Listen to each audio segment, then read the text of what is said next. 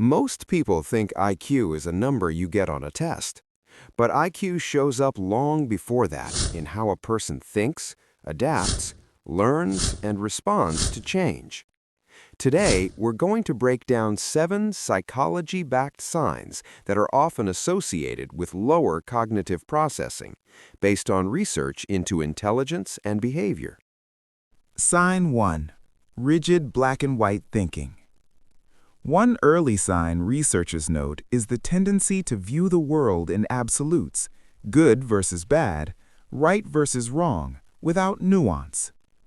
This black and white thinking means difficulty understanding complexity, a lack of flexibility in reasoning, trouble recognizing gray areas in problems. Smart thinking requires weighing multiple angles, not just extremes. Sign 2. Difficulty adapting to change.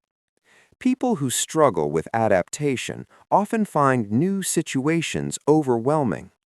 Adaptability is tied to problem-solving skills that correlate with cognitive flexibility, a core part of intelligence research. When someone resists change, even small changes, it's often because their thinking patterns are rigid, not flexible. Sign 3. Poor emotional regulation. Emotional intelligence, EQ, may not be the same as IQ, but the two are strongly linked in many studies. When someone frequently loses temper, reacts impulsively, or struggles to control emotions, it often reflects weak processing and regulation skills that go hand in hand with lower cognitive flexibility. Sign 4. Reliance on others for decisions. Another research-based indicator of low cognitive engagement is an excessive dependence on others for even simple decisions. People who cannot independently weigh options, evaluate evidence, or make a choice often reveal a pattern of underprocessing information rather than reasoning it. Sign 5. Limited curiosity and learning.